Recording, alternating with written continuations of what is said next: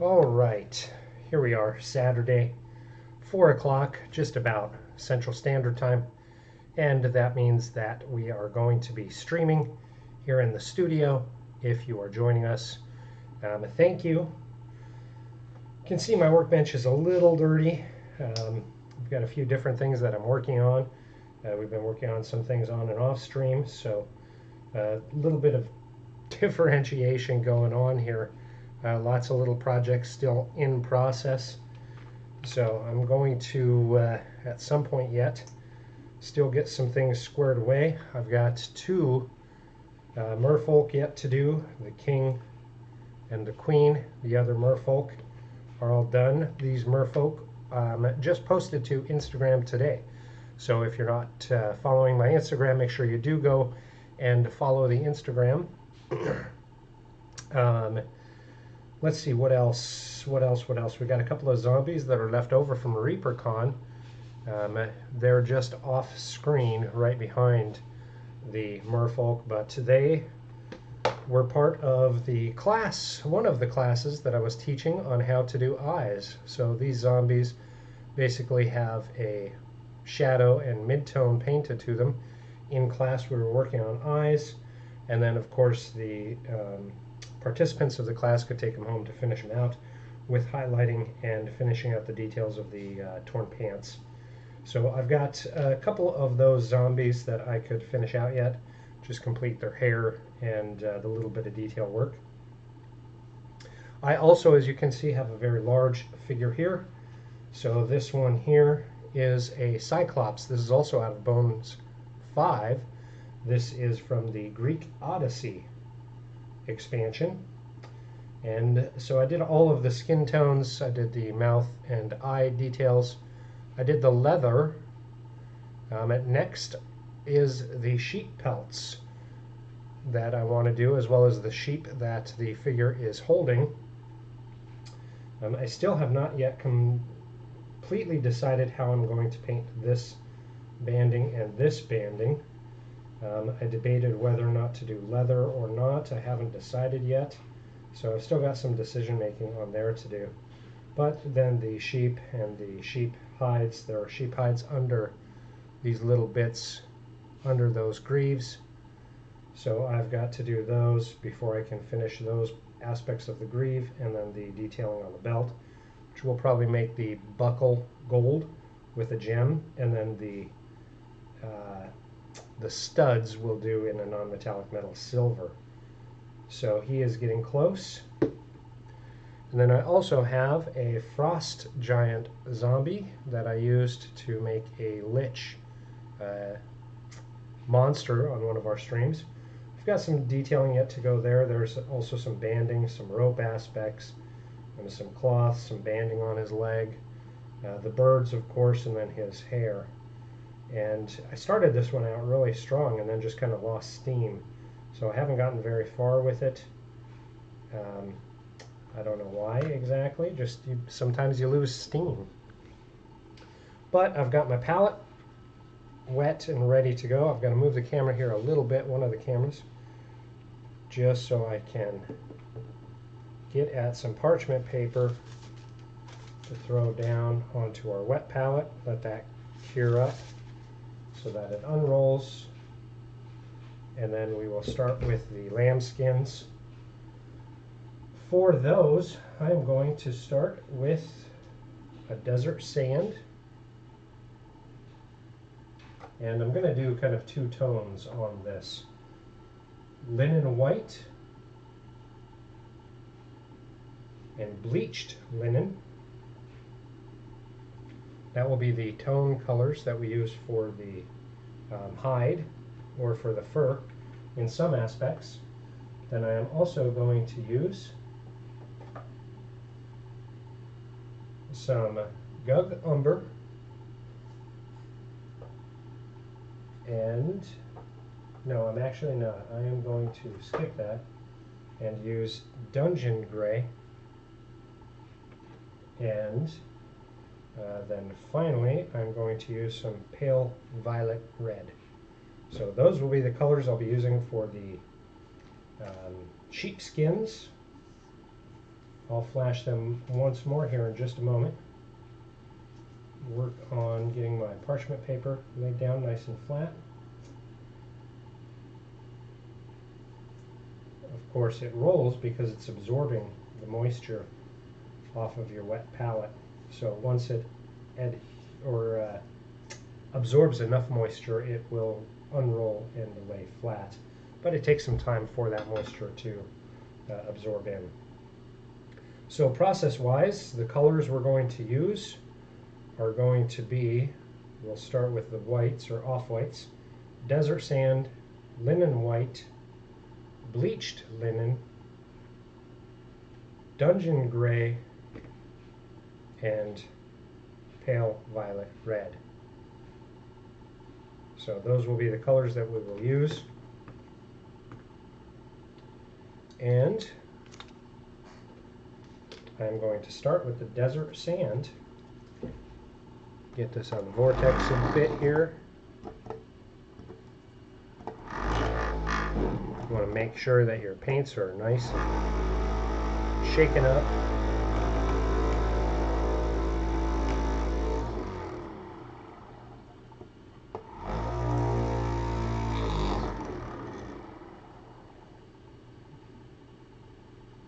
And I'm going to put about 6 drops on my wet palette.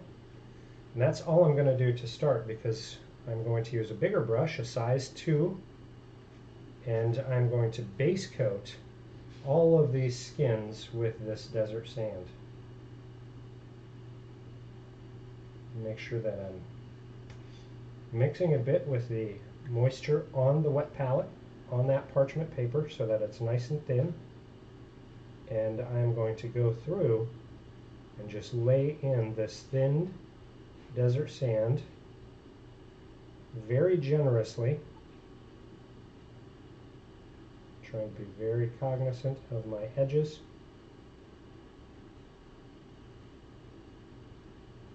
And I want this desert sand to get down into all the nooks and crannies, which is why I want to use pretty thin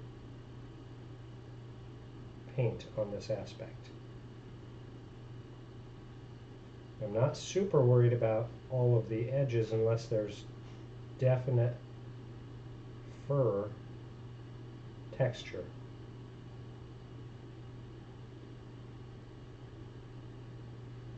Now for this base coat, as we move up into our bleached linen, or I'm sorry, our linen white and then the bleached linen, this is going to give us a kind of a brownish yellowy shadow tone deep inside that fur, which is what we want. We want to be able to really highlight the variance. And all of these are going to get the same treatment for the most part, but we will vary it. We will make variations on some of the faces. So as I was doing research on sheep, I've never owned sheep. I've seen a lot of sheep going to like county fairs, and there have been a couple of family friends with small farms that I visited in my youth who have had sheep, and I've owned sheep skins. But as I was doing some research, I noted that there really are a lot of variations to the coloring of sheep. So you can get into some grays and blacks as well, of course, black sheep. So I wanted to keep that in mind as I was painting these. So some of these will have more gray and darker faces, for instance.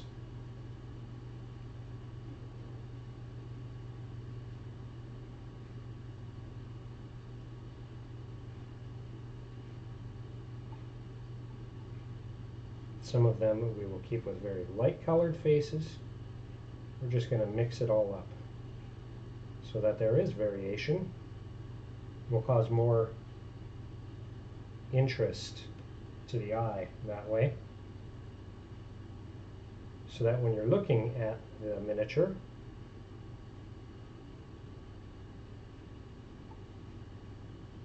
you get to pick up on those variations. Now for the ones with the dark coloring on their, going down towards their legs, where these hides would be going down towards their legs and then their faces and everything, we're still going to start out with this off-white.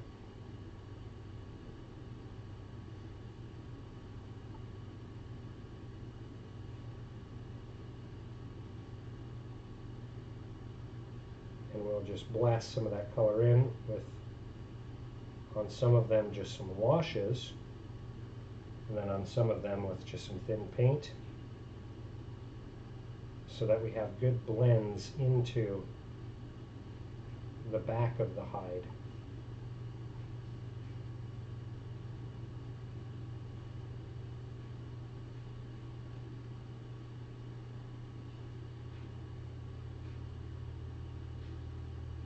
And again, I'm not doing anything more really on this rather than base coating, just to start out with. So just getting on a good coat to start laying down the detail work that we'll be doing. And I sure hope that you've had a fantastic week,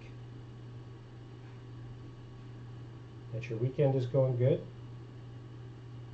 I just finished out all of my cleaning chores. I've got laundry going. I'm just over halfway there. I've got one load to fold, one load that's in the dryer, and one load that's in the washer. Yes, I had a lot of laundry built up. I was being lazy over the week.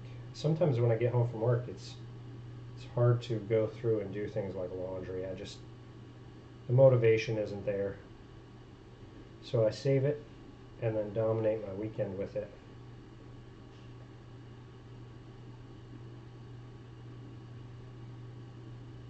And if I don't, then I can go and do things like skating.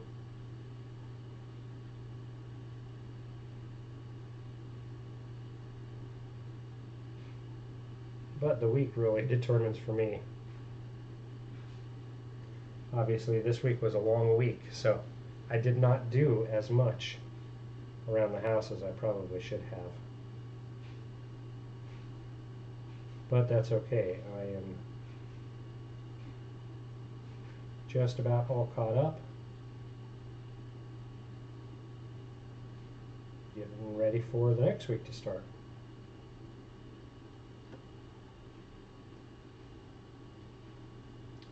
Thought about doing those last two merfolk on camera today.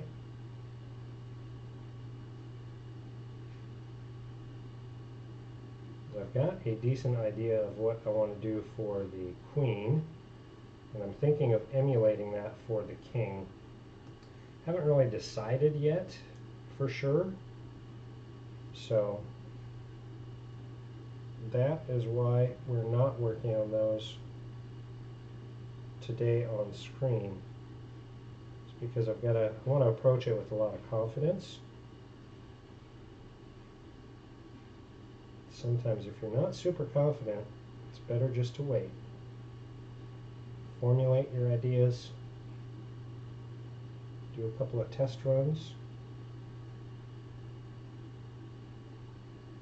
and then hammer it out with a lot of confidence and gusto.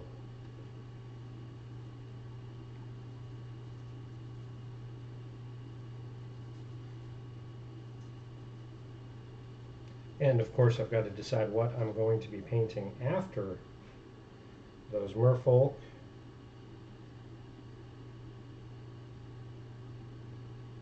After the Cyclops, I'm going to finish more on the red dragon that I'm working on.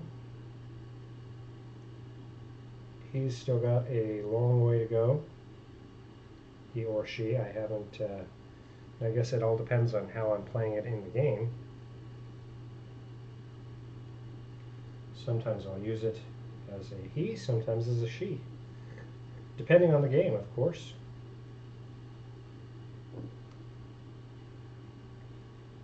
And without a handle, this is a little bit of a challenge to hold.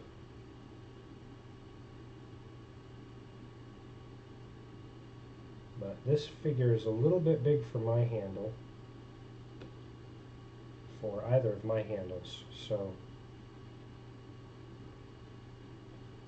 I'm trying to do the best I can just by holding the base.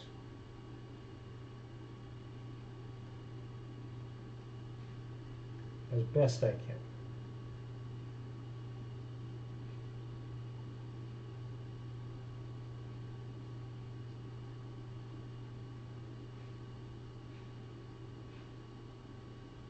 Thought about gluing it down to a wood block.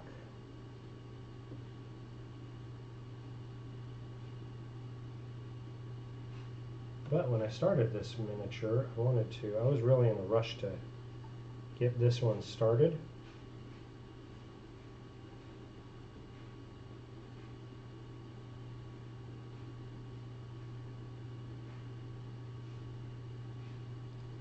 And then I had a couple of projects come up and I wasn't able to paint on him for quite a while. So it's nice to get back to it, get it closer to the finish line.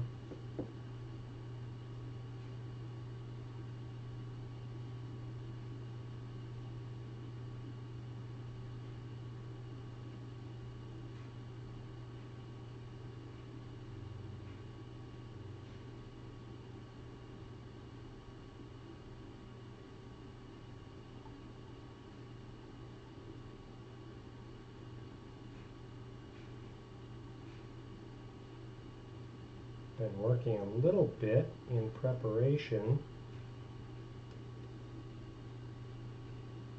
for next year's ReaperCon as well. So I sent into Reaper all of my notes and feedback from ReaperCon this year. And while looking over my notes and just looking at some of the questions asked in classes, as well as some of the questions that were asked at my table, I've got a pretty good idea on the classes I want to teach next year.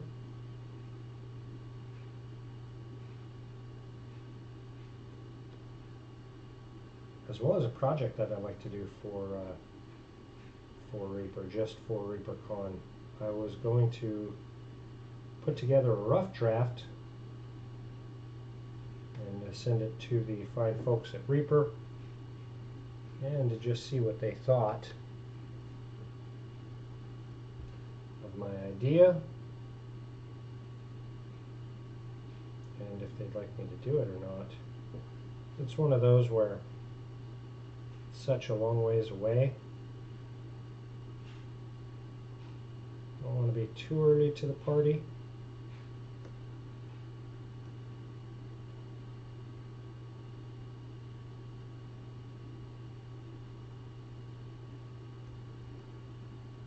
But also what I want to submit, I want it to be, even though it's going to be a rough draft, I want it to be good enough that it's like cool enough for them to want to have me do it.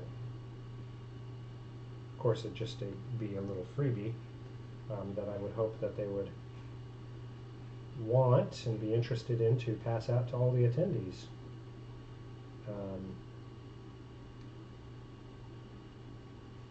But we shall see. At some point I'll decide to spend the time doing it.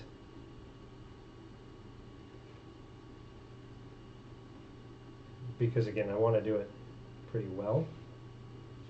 I don't want to half-ass it.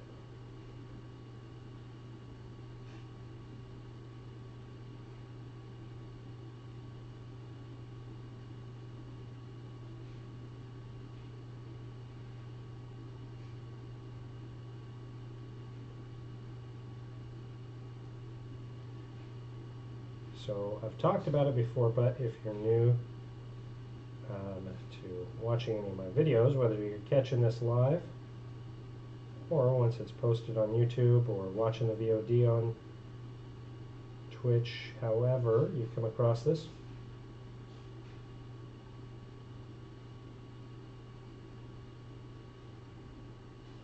this is a Bones 5 Kickstarter miniature. I don't know if this one's available yet for regular sales online or at the Reaper store. Again, this was out of the Greek expansion, and a really cool set. The Cyclops was one of the ones I was really looking forward to getting in that set. But if you're not familiar with Reaper products, this is a Reaper Bones miniature. Excuse me. So based off of 28mm miniatures, heroic scale, you might call. But this is a plastic miniature, and the distance they've come in plastic miniatures from when plastic miniatures first really started coming out, so amazing. The detail that is able to be captured in these sculpts really allows the sculptors, who in my opinion are like the heroes of the whole hobby, really allows them a lot that they're able to do on the miniatures themselves. And just the texture on these sheepskins is absolutely phenomenal. Though it's a pain in the butt to paint, just the amount of detail for this being a plastic miniature,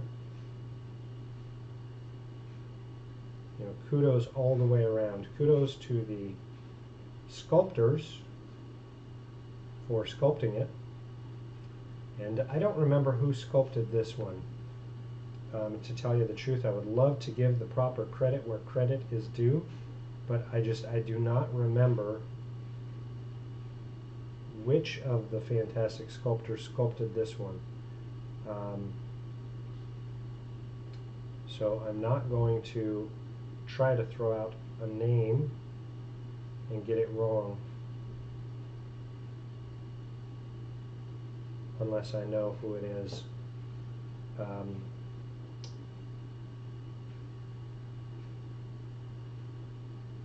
But yeah, I don't want to get it wrong.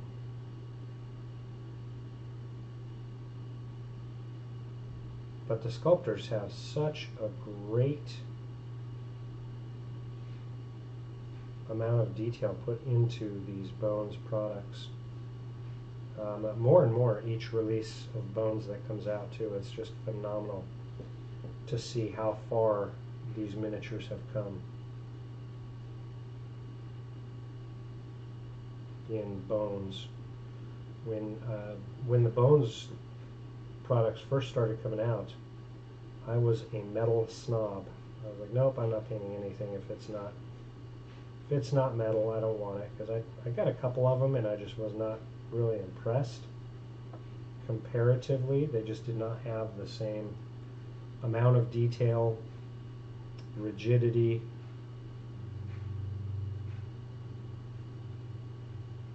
Now, they were great as far as the price point went, and value for sure,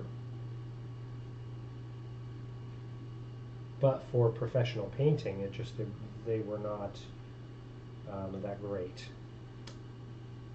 Fast forward through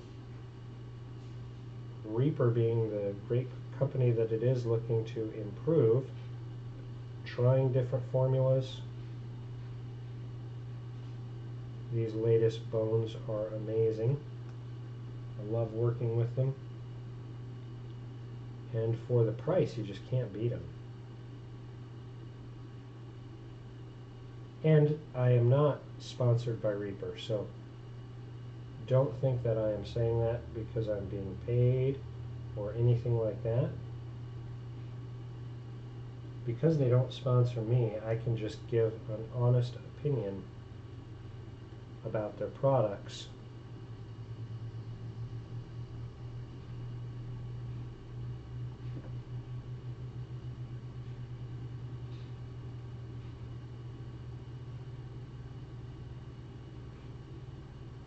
Like I said, the older bones I still am not super impressed with. Not as good, but the later bones, amazing. And what's really cool is they have started to take some of their older sculpts and put them out in Bones Black or Bones USA, which are ones that are made here in the States. Again, really, really good products. Have that level of detail captured. Good rigidity to them. Just fantastic products. And we've got just a couple more skins to go here. This one I suppose I probably should have done the gold first. So it's kind of funky. Part of the skin here goes under and part goes over that buckle. Like it's bunching up in front of it. So I don't think you could go wrong either way.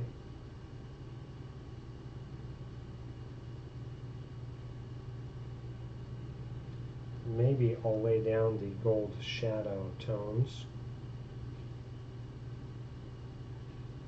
before I do a whole lot of highlighting on here. Maybe, we'll see. Maybe when I do the buckle I'll just use a size 0 brush and just be cognizant of that hide. But I've got this skin to finish, and then the ones around the greaves or near the greaves, under the greaves, and the sheep that it's holding. So this one was a pretty cool sculpt. It came with two hands. So it had one that had a basically a club. So it was like a tied piece of pillar, I believe, if I remember correctly. So you could have it armed,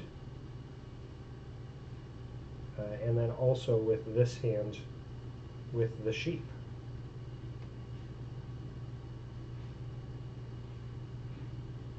And for me, I thought,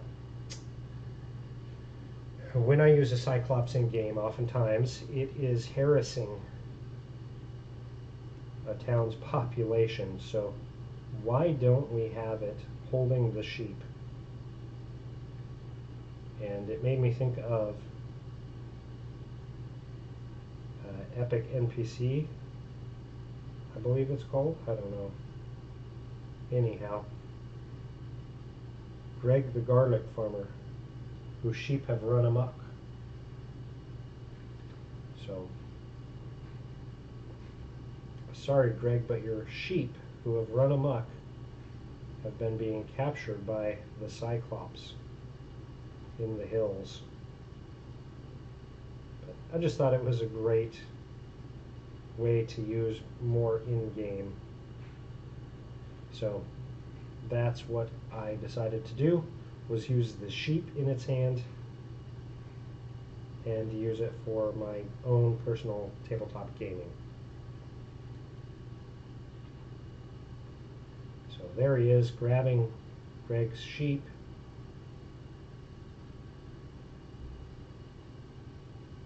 Obviously eating them up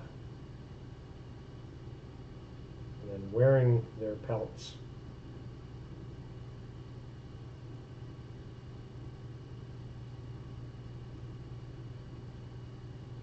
So I started writing a one-shot just on an encounter for this, and I haven't gotten very far with it, just haven't had time, but I thought it was fun. And so I thought about like putting it on DM's Guild once I get it done. I've got a couple on there that I do. that I've published on there.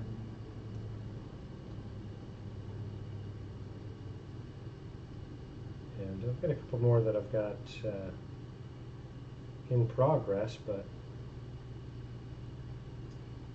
it's not like a job or anything, so I probably don't spend enough time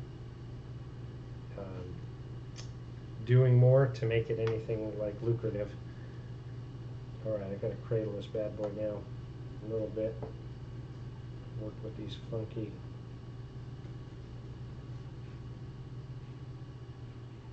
aspects, try to keep it nice and clean. This is a bigger brush, so going in and doing a little bit of detail work with this big brush is a little bit of a challenge.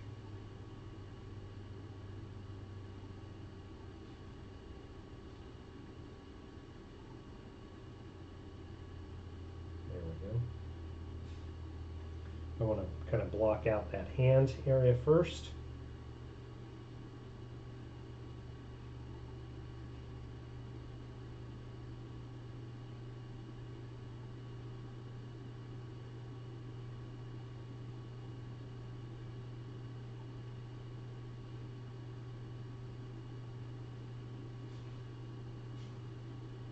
And again, just a base coat. I'm not looking for perfection here.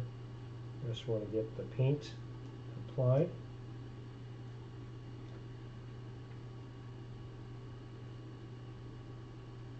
So that we can go back in, do any cleanup that we need to, and then move into highlighting.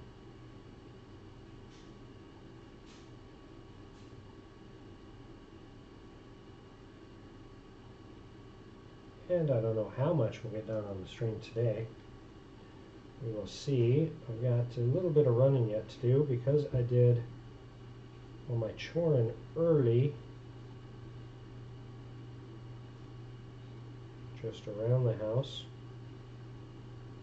Got a little bit of running to do. So there's a really tight area there. For that, I'm actually going to grab a different brush. And I don't use this brush very often because I'm not a big fan of it. It's a synthetic. I don't remember the brand. I suppose it says on there Biokia. And this is a liner, but it's got a decent point. But more importantly, it's got really long, really long head to it.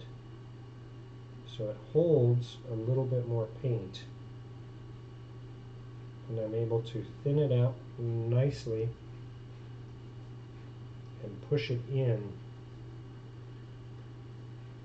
to those recesses.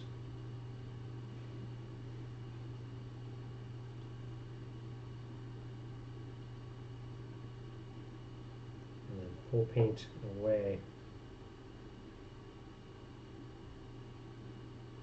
from the fingertip.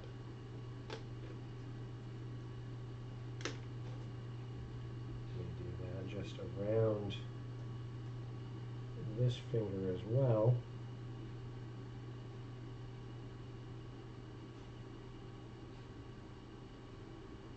Just to make sure that that desert sand paint goes in the crevice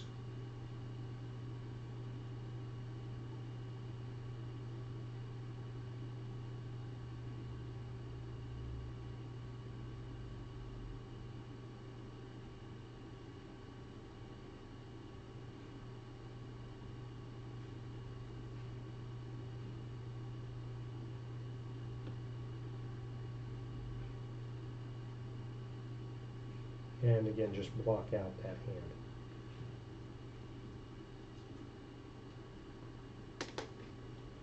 And then I can go back to my number 2 and just finish putting that base coat on.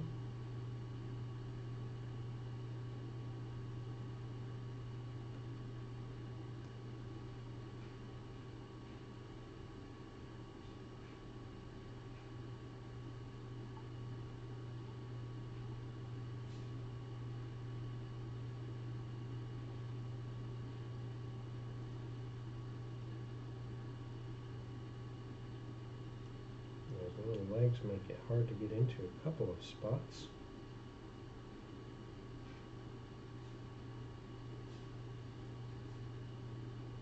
I'm trying not to brush towards the miniature because I don't want any splatter. Because this paint is fairly thin,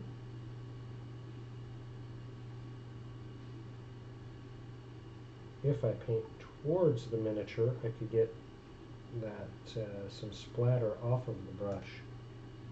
So I want to make sure I'm avoiding that.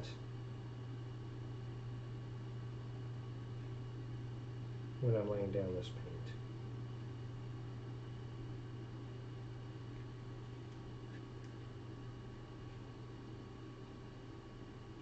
And get that undercarriage as best as possible. Now I use 6 drops of that desert sand. I've just about used it all up. So pretty close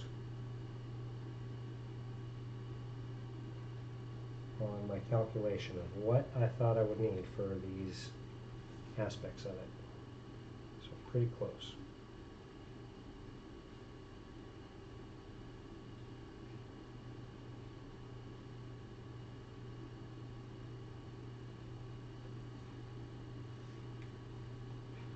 Might have to just do one more drop here just to get me through.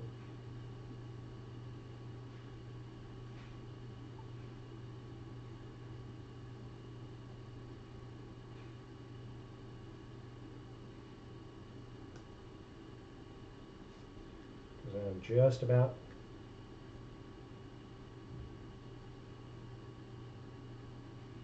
completely out on that palette.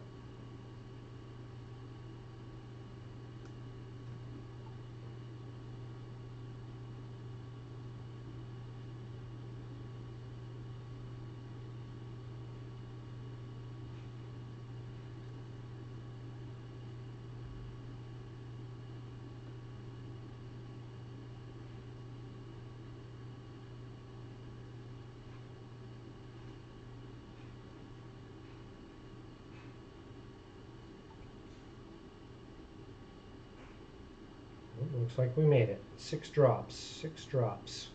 So not too shabby, not too shabby. Let's see, where am I at with time? Oh, only 30 minutes. That's great. That is great. So those first ones are already starting to dry, which is good.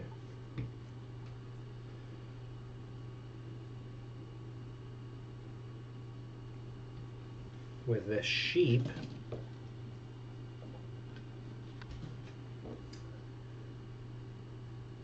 I am thinking we'll go ahead and do the aspects that are going to be dark so we can talk about that and how I'm going to lay those colors down. So this is moving on to the dungeon gray.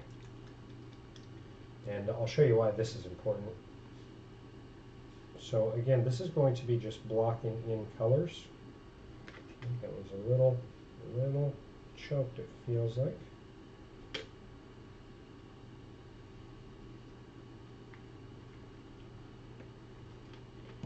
That pokey tool to the rescue.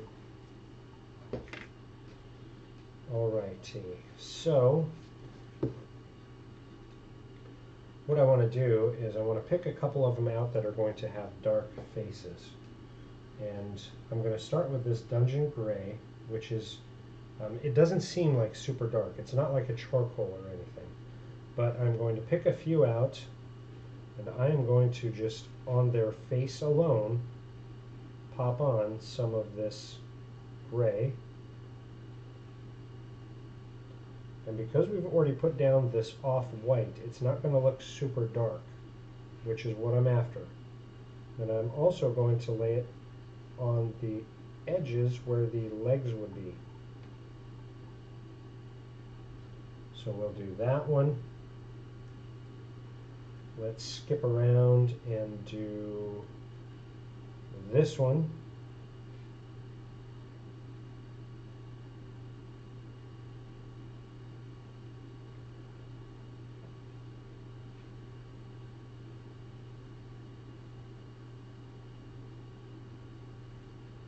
it's ears and face is what you want. And again, we're going to do a little bit around where the legs would have been.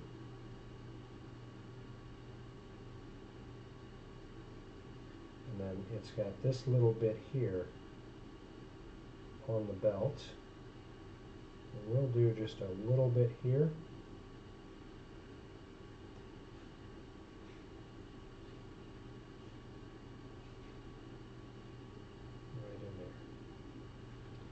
So we've got those two. Let's do one more. Let's do let's do this one here.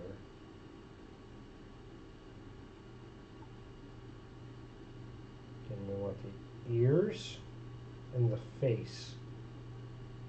They've got these tufts up on the top of their head. We want to keep those with that off-white as much as we can.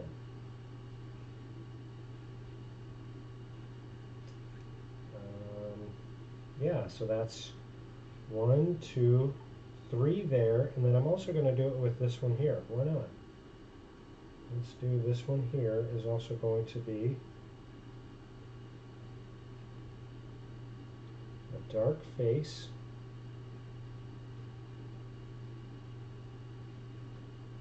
And ears.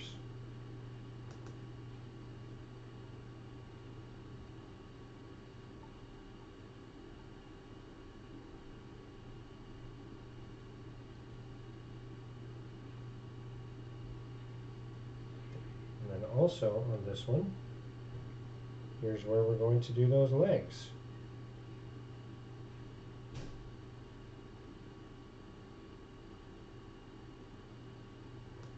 Seen a lot of videos of people doing the slap chop method.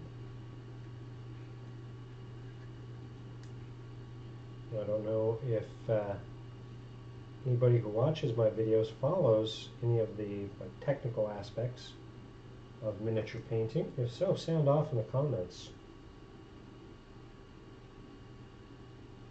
But the slap chop method has been getting a lot of attention recently in a lot of videos.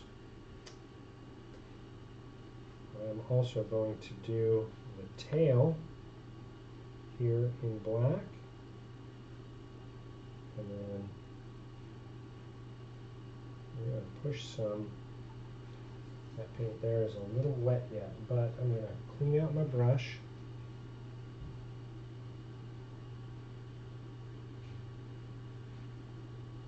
Pull some of that out. Cleaner again.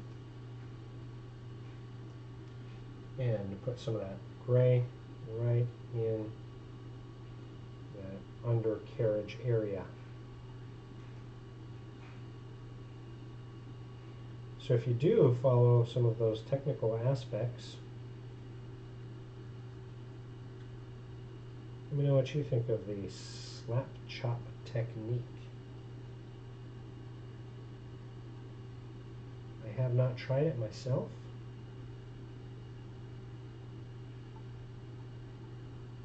So I can't speak to it really.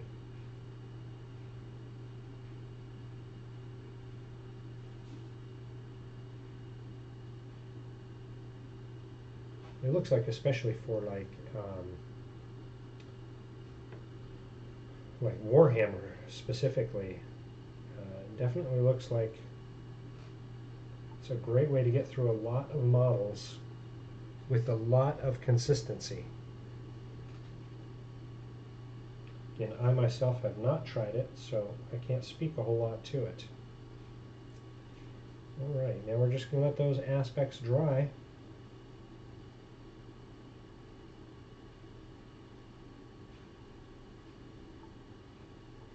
Now, because we started out with that light tone, you'll see, I don't know how well the camera is going to pick this up, but you'll see some of those details come out. So your highlighting has already kind of begun. What we're going to do is do a dark wash over these, and then we'll actually use that dark wash to drive in the shadows further, and then an additional highlight just to bring up those big details and be able to move us right along. But not too bad. The biggest aspect is now that we've got our base coat done, the following layers are all going to be more just highlighting, and I'll use a lot of dry brushing on that aspect of it in many ways, not completely, but in many ways. And then we'll end with putting some color on the nose as well as the inside of the ears, and that's why we've got that pale red violet. When you do that, that starts bringing in the aspects of fleshiness to things like this. So I'm going to start doing that now, just so I can lay those tones in, and then if I need to mute them as I'm highlighting, I'm able to. So I'm going to go with a size 0 brush here, and just on that pale violet, I am going to go in and pop it to the inside of the ears.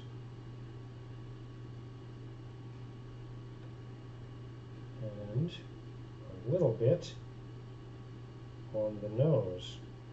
Now this nose aspect we're going to cover up as we're dry brushing, but you'll see where we start to bring it back in. So just the insides of the ears and a bit on the nose.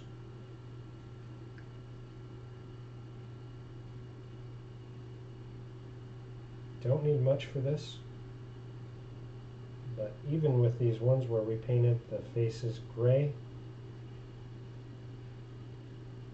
pink to the inside of the ears,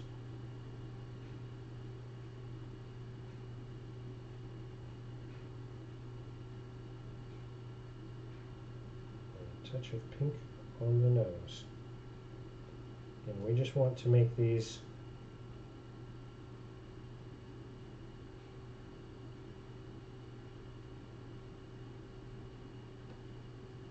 back into the realm of organic,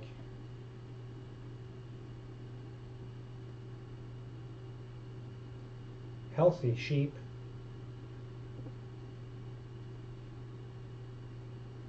I got captured by this darn Cyclops.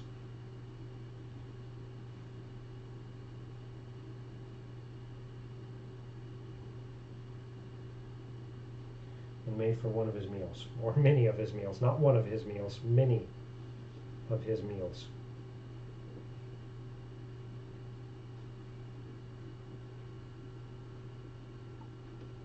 Now many of these are also rams,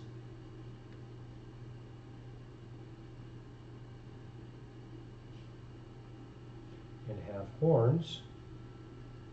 I'm going to use the dungeon gray for those as well.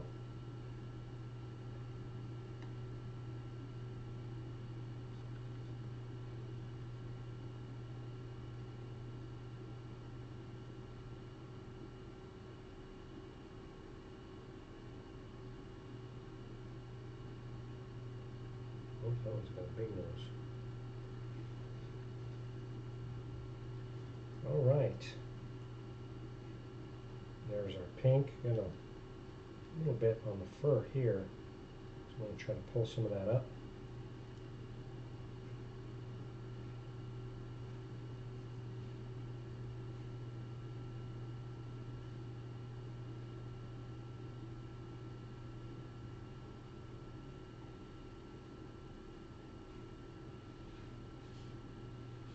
There we go.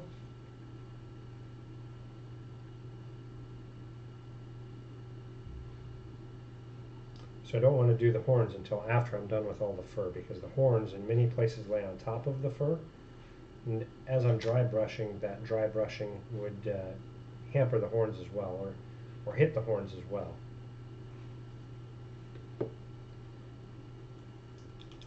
But I'm going to grab next my linen white, and I'm going to get a good dry brush here. This one will do the trick. No, that one's not as good. Where's a really good dry brush? This one here will do. I usually use this for a lot bigger items, but it's got a good sharp point. So that's what we'll use.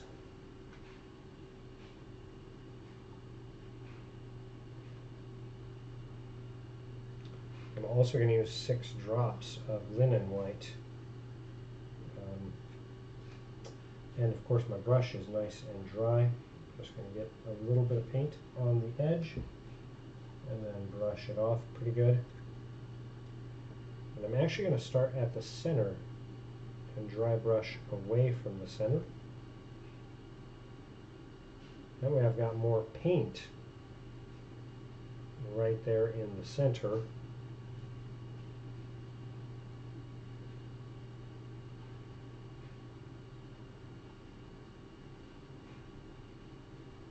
And then the top of the head, there's a little bit there down below. And a little bit on the face and ears. So all I want to do is just dry brush these hides with linen white. That's going to push that texture that we put down deep in, giving us a shadow tone that we're highlighting up from. Now as we dry brush, a lot of that is going to start covering the pink of the nose, which is what we want.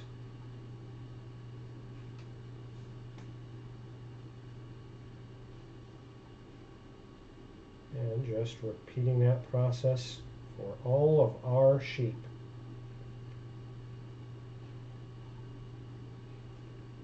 Now this is definitely a challenge just because, again, we don't want any of this to splatter. So just be aware. You may get some splatter. There may be very little you can do with it. Don't panic.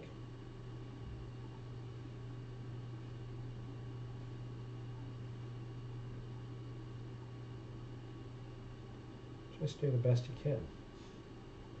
Now, if you were doing this for a commission or a competition piece, I would recommend, rather than doing a dry brush technique over a shadow tone or a base tone, I would actually recommend doing just a regular paint job.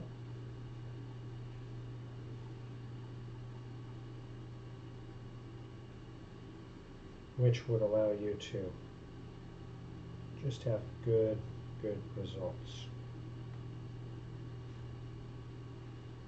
And this is one of the ones with the dark faces and upper leg areas. So this one, I'm not going to do any dry brushing on the face with this. Just the wool. Just the wool. Got a couple of odd kind of crooks to it.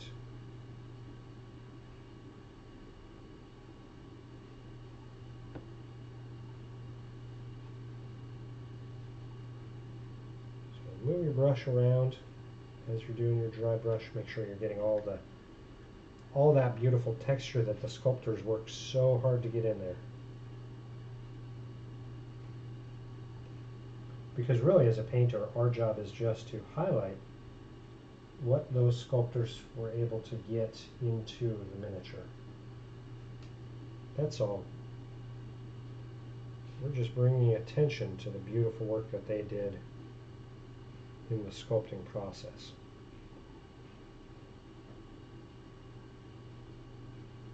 While they'll tell you they're sculpting it for us as painters,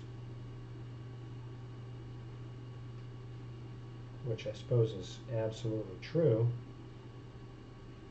as a painter, I find I am just trying to honor those sculptors who do such amazing work. It really blows me away what they are able to do in their medium. Oh, there goes a little bit of messages.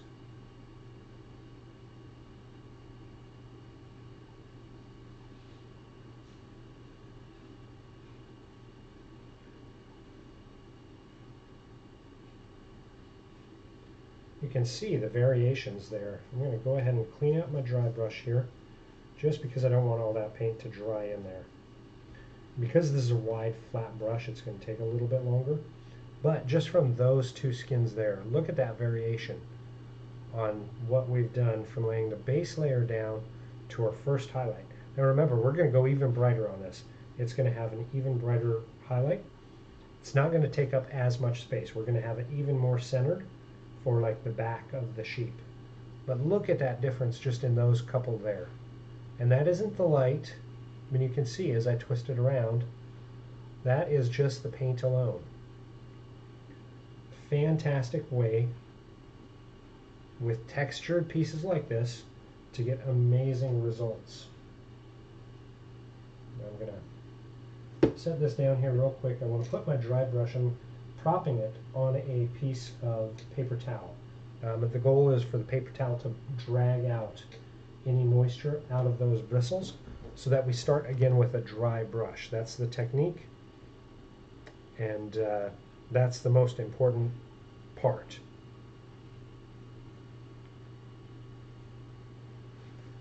All right. Sorry, had to check my message. My grandkid is at a birthday party today, so just want to make sure that everything is good. He's having fun, and that his mama's doing good, having fun.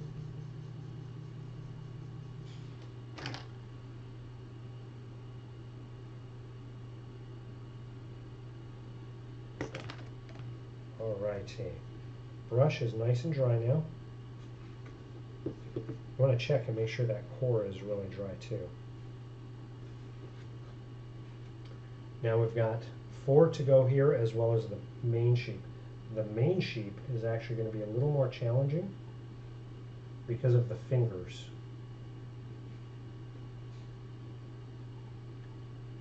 Oh, we've also got the greaves, of course. Can't forget those. And again, just starting from the midway point and working my way towards the ends.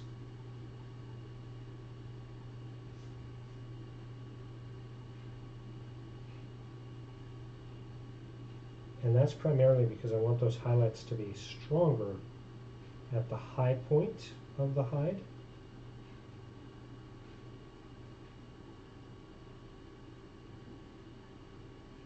And around that face, framing it a little bit.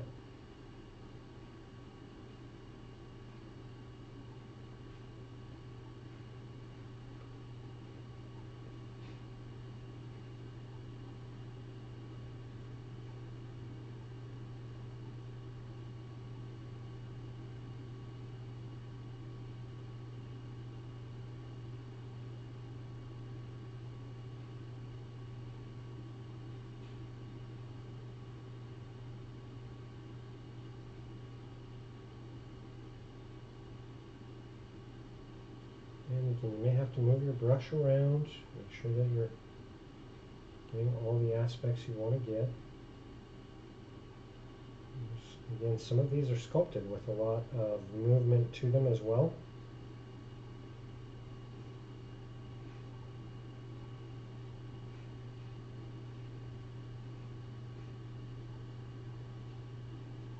But I do want that center point to have more highlight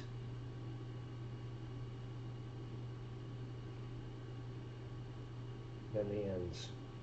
Well, I want all of that texture to get it.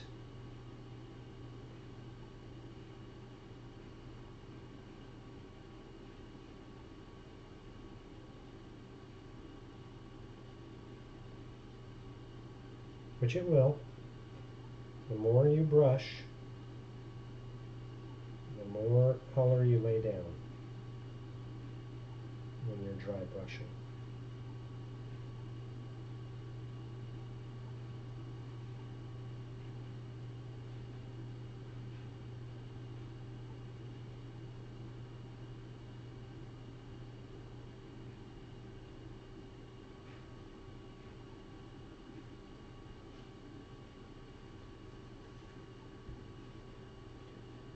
grooves, we may have to change brush.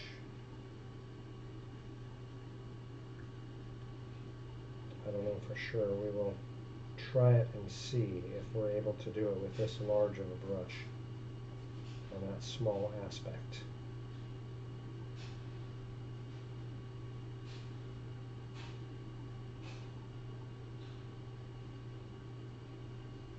Got a little bit of that one's face. Even though that's a dark-faced sheep.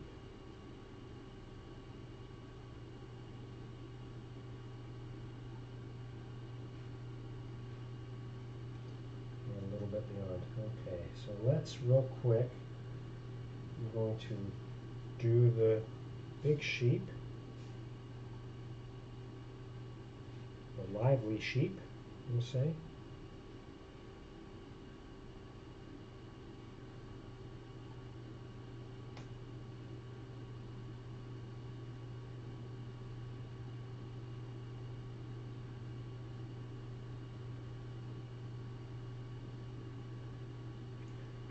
Definitely a bit of a challenge. This one is no joke with those fingers there.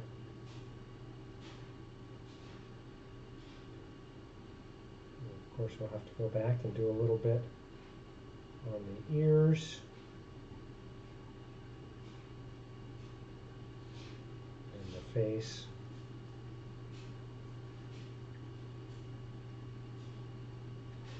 Tail I'm not worried about because that is going to be okay as a dry brushed on the black, on the dark.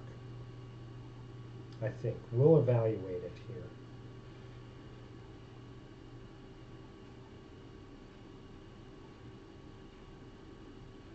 But very little on the underside. Very little on the underside. I want that to retain a lot of the shadowed colors. I'm going to try on those greaves just using the edges of my brush.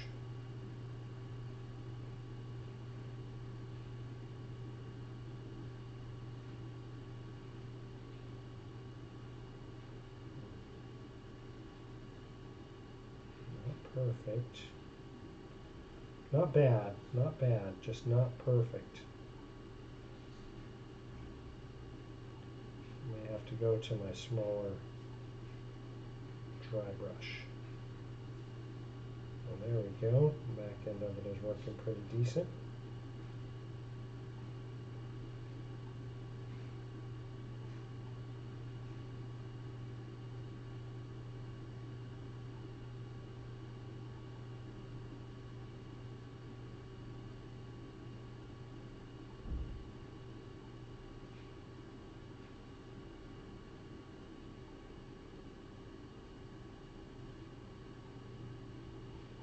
There we go.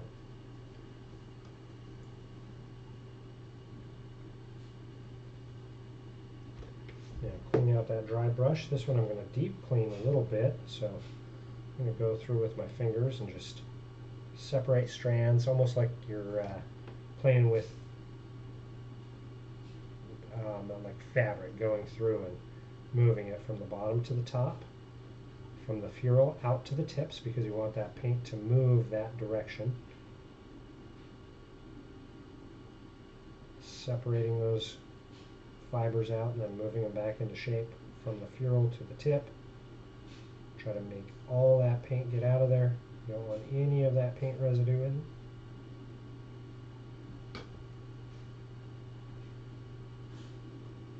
And we're going to put that back on that paper towel. Let that dry. Now while that's drying, I am going to grab pure black. Pardon me. With that pure black, I'm going to put just a drop. One drop is too much. Now I'm going to get that long liner brush. Now I'm going to put 2 drops of water on that 1 drop of black. Thin it out, mix it up really nice and well.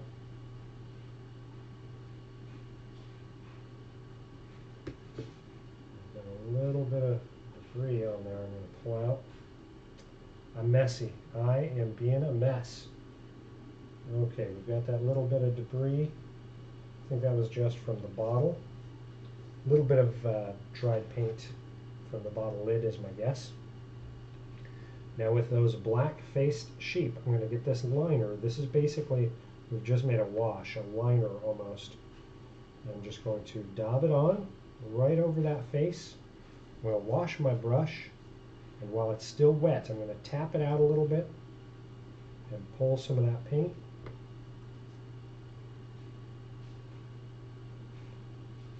Dry it off, pull some of that paint off the end, and that's going to sink down into the shaded areas, into the recesses, and that's how we're really going to darken up those faces. And just applying that as a wash very carefully. Get that here. That here,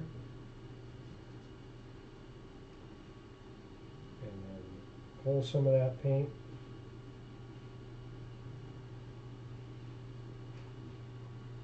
Now you see that pink on that nose is still way too bright. Don't worry about that, because we're going to use our gray that we have on the palette along with some linen white that we still have on the palette. We're going to lighten it up a little bit, and we're going to use that as a highlight for our faces.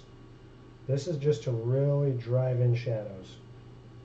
This is to make our shadows all deep, deep, deep, deep, deep and dark. So faces and backs of ears. I'm not doing the insides of the ears because I want that pink to remain. I want that pink to stay there. But by painting this on, we're also closing off those ears and cleaning up kind of the overlap that we have on our ears. And then just pull a little bit of that away. Beautiful. Nice dark faces on these sheep. Last one is our current victim here.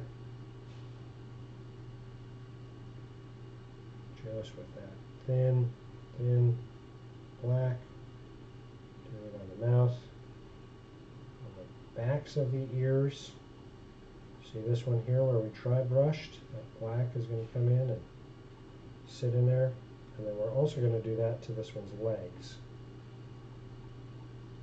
It was the only one with legs showing, so it's the only one we have to worry about. But we're just going to put this black on here.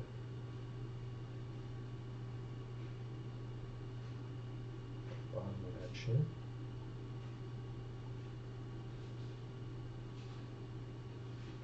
All around those legs.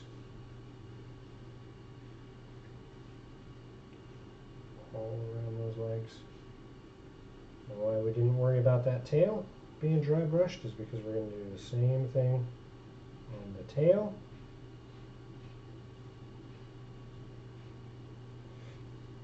Good to go.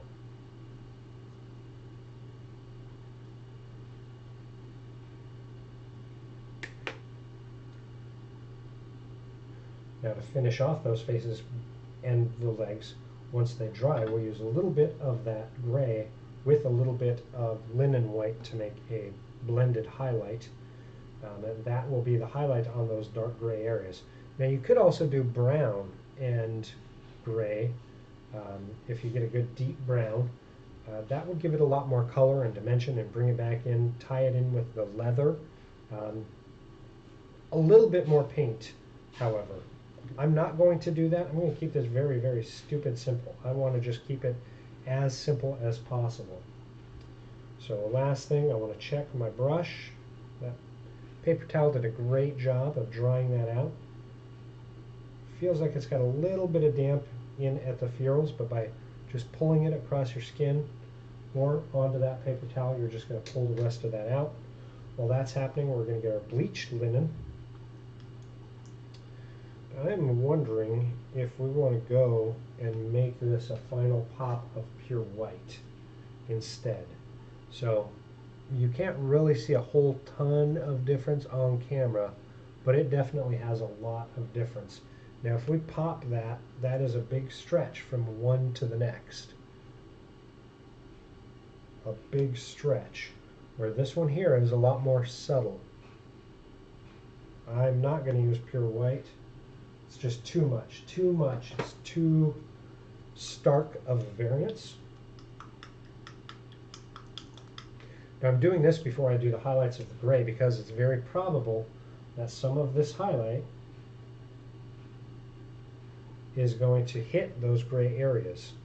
If I went and did the highlights on the grays and then did this dry brush here, I have to go back and redo the grays, so it's easier to do it this way here. So I'm just going to get that on the brush. Stupid simple stuff, and just like we did before, I'm going to focus primarily on just the back area and the tops of the heads. And then a little bit on the tips of the ears. And just a very fine amount on the face, just to give it dimension.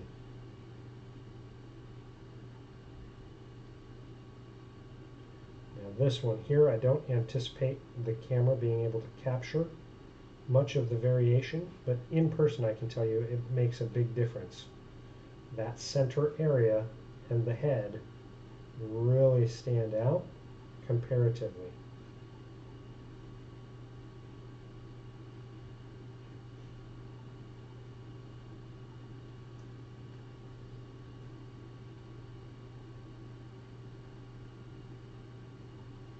It really translates really well in person, for sure. I hope when I do the photos for Instagram it captures that much detail as well. I don't use any filters or anything like that when I'm posting my images to Instagram, and I know I should. I'm a professional, for Pete's sakes. I should do the best that I can to make them look as good as possible.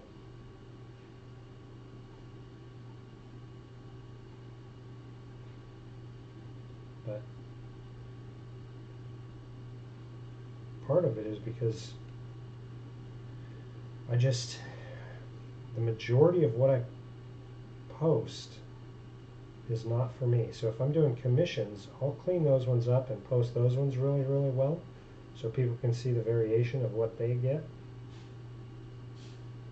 But for my own, I just don't have the desire.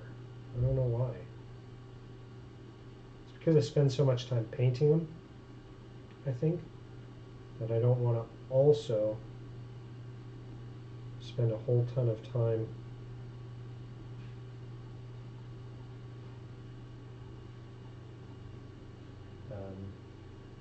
photoshopping or editing. Maybe I'm just too lazy. I don't know. You tell me, am I too lazy? And should I go through and do more editing or not? Give me your thoughts in the comments when you're seeing this video, when you watch it. Make sure if you are watching this, check out all our library of videos. We've got a lot of videos online. We used to do a lot more, but I just didn't have a good, clear indication of what was beneficial to people. So I've spent more of my time just doing things for me, less time on video production.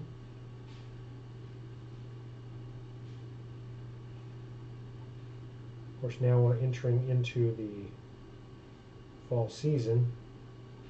Who knows, that may change.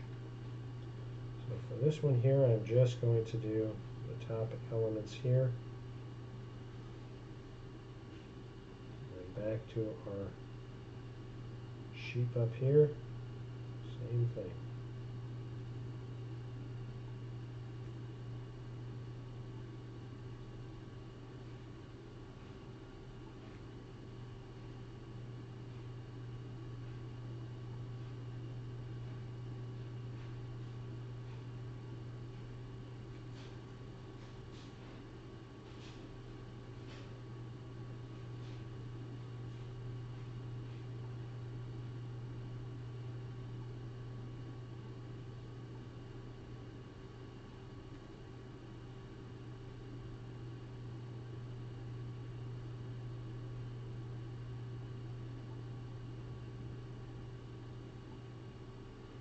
There we go. Get my brush really nice and clean. It's probably one of the worst parts, I would imagine, of watching videos is brush cleaning. I apologize, but I am a stickler for making sure that my brushes get cleaned, just because they are tools. You want to keep them as good as possible, as good as possible. So I apologize for all the brushing, or brush cleaning that you have to watch me do, or wait for me to do, because I don't do it on screen, or try not to. But again, it's my tools, so we got to take care of them. Got to take care of them. I find that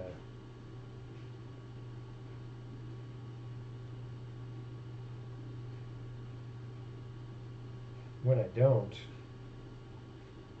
like my dry brush, if I don't deep clean it, I'll put it in the water. Horrible to do, because the furel, it's super bad for the brushes, so I stopped doing it.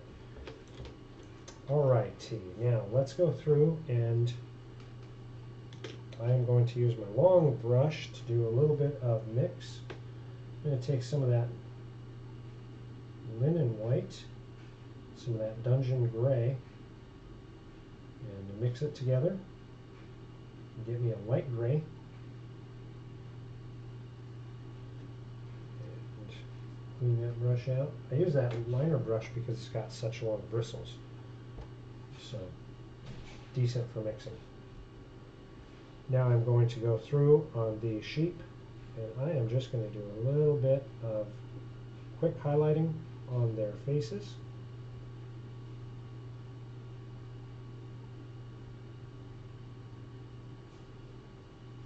And their ears.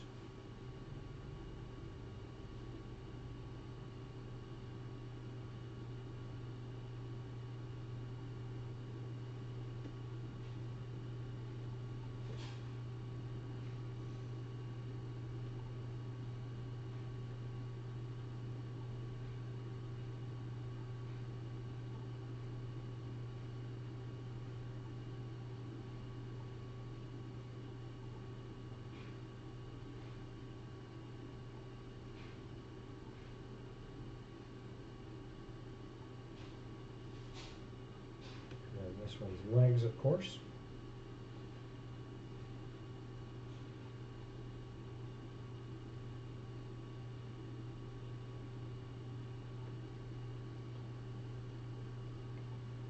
I'll probably come back on this one with a little bit of brown for the hooves. I'm just doing like a 50-50 here, so the upper part of its legs and lower part, and anywhere it's got like a bend towards the light. So highlighting just like you would anything.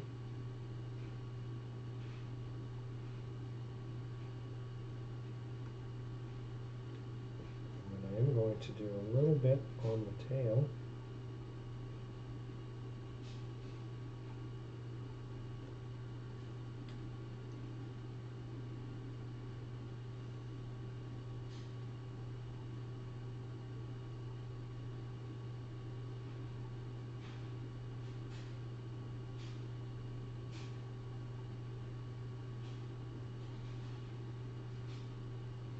There are all our dark-faced ones.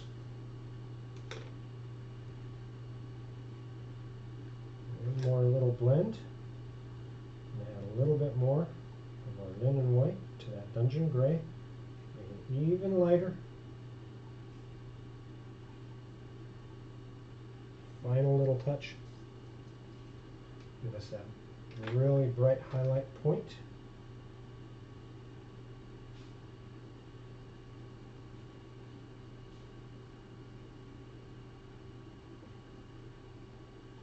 Just the tips of the ears.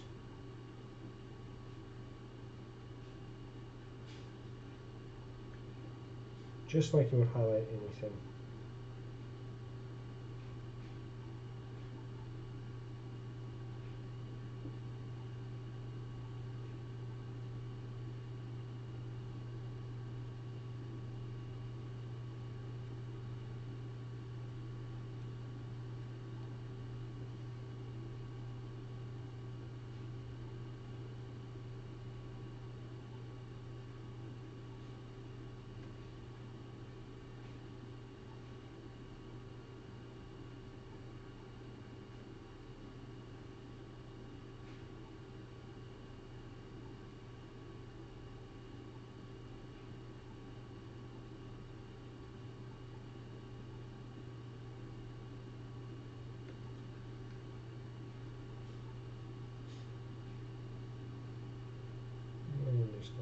there.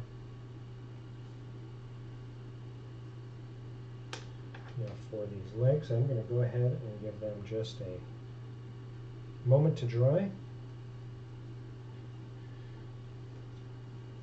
And then I'm going to do one more of those black washes on them. And then for the horns,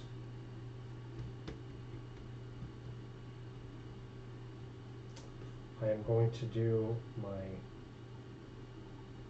Dungeon Gray. I'm going to pull a drop of that aside.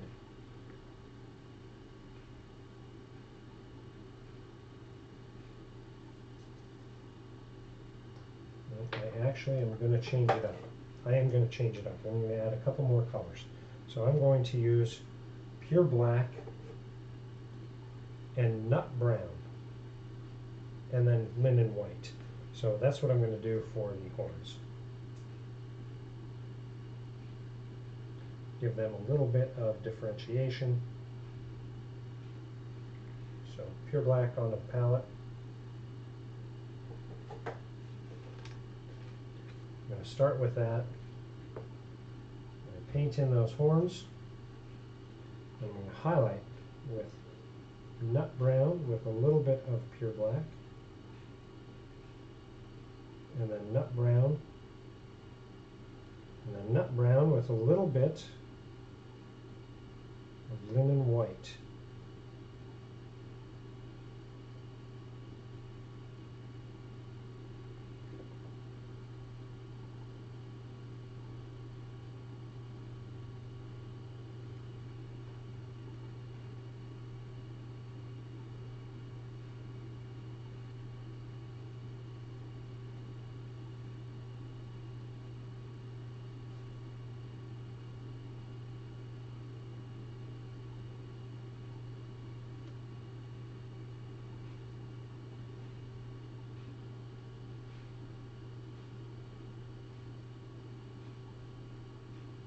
And we'll do a little bit of texture paint on these as well.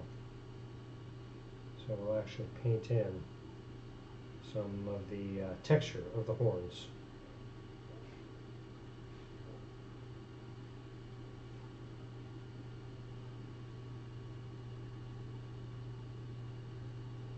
And we're just looking for the rams here, any of them that have the horns.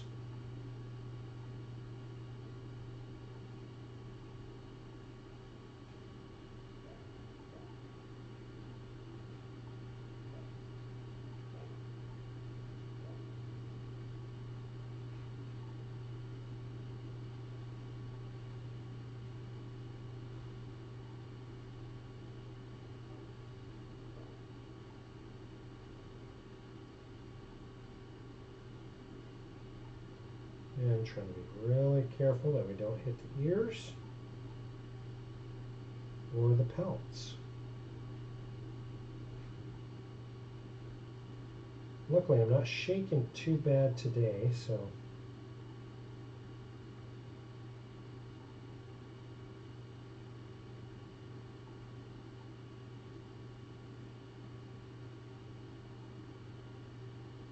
doing pretty decent on control.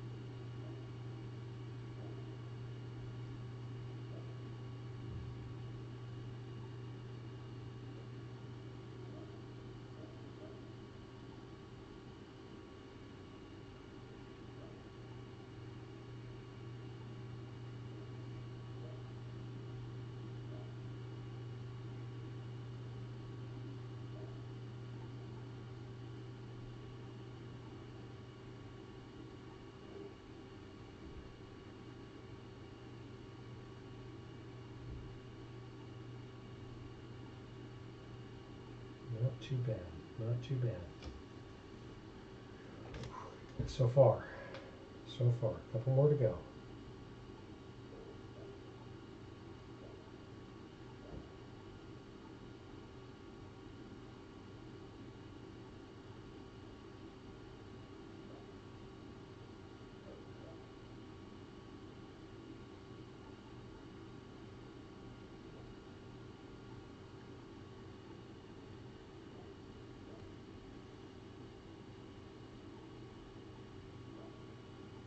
Trying to get right up next to the hides first because of that texture.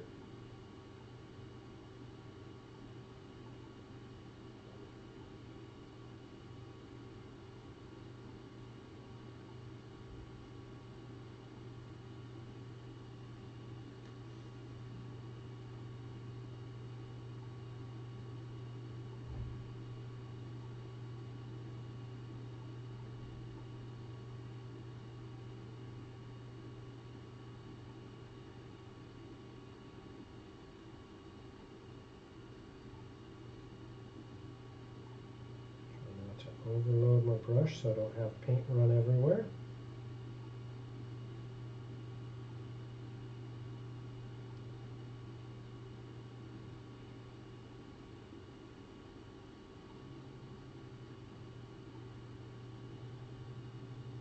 There we go, there we go. Black is down. So I don't think we'll even have to mix this in with any of the black. We're going to try it and see. This is the nut brown.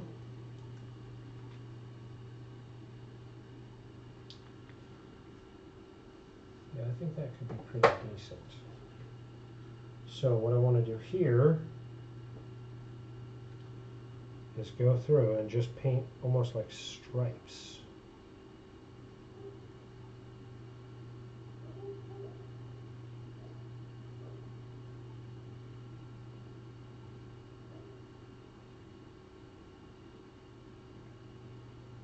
Wherever that light would be hitting. I want these stripes.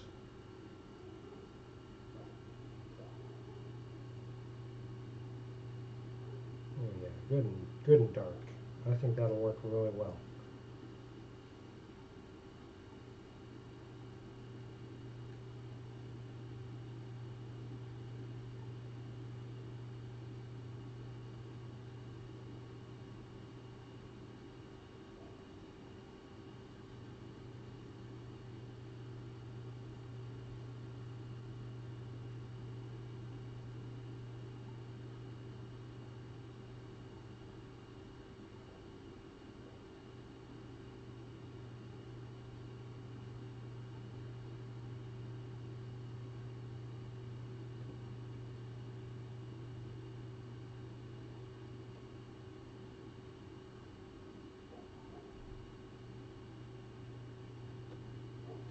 Yeah, there we go.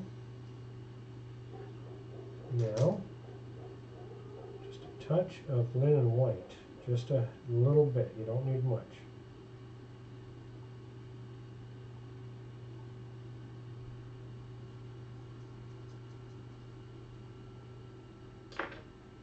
Because this nut brown is a red base, if you use too much, it's going to really kind of redden it out. So we just want to highlight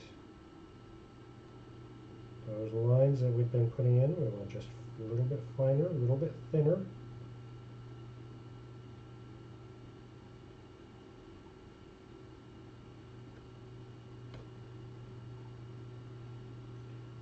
Just to highlight those out.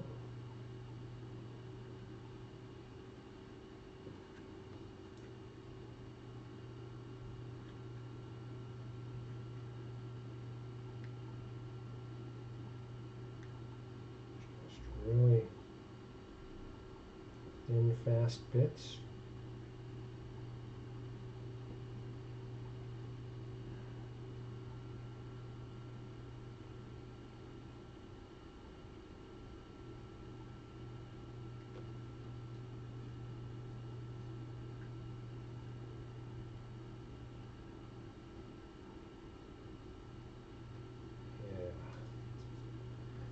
Now we're going to go back to our desert sand.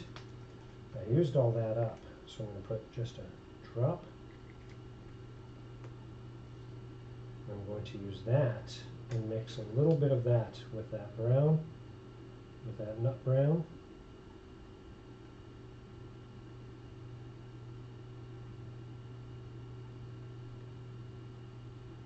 That's going to yellow that out quite a bit. Bring down that red tone a little bit. Clean the brush. And then the high points.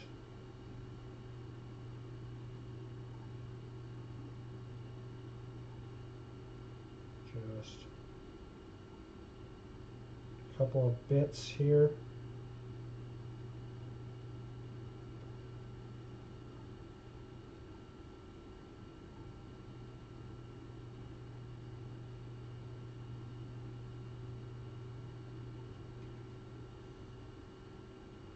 Real fast, thin, subtle lines.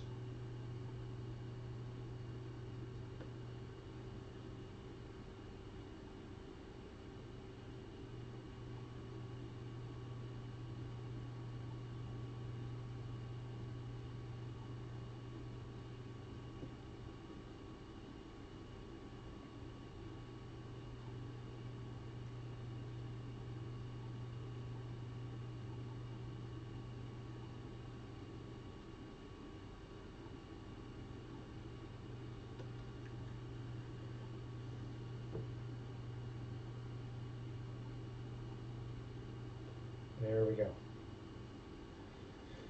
There we go. Sheep all done. Sheep hides and the sheep all done. One Cyclops, getting closer and closer. Now I've got the greaves, the belt buckle, we're going to do those. Well, the belt buckle for sure we're going to do in gold and make those look like gems. So 3 gems on it. The greaves, I don't know if we're going to do gold, we may do non-metallic metal, just silver, same as the buckles. Then I've got to decide with these bands here, what are we going to do? So I'm probably going to seal it so that I can spin it around in my hands and check it out in depth and decide. But I know we went well over an hour. If you're able to catch the show live, I do appreciate it. If you're watching this on VOD, just know you don't have to subscribe here on Twitch. I just hope you enjoy it. We are posting our videos on YouTube as well if you're catching us on YouTube. Again, you don't have to subscribe. I just hope that these help you in some way, shape, or form. Leave a comment. Let me know what you think, what you'd like to see. And until next week, have a fantastic week. Bye-bye.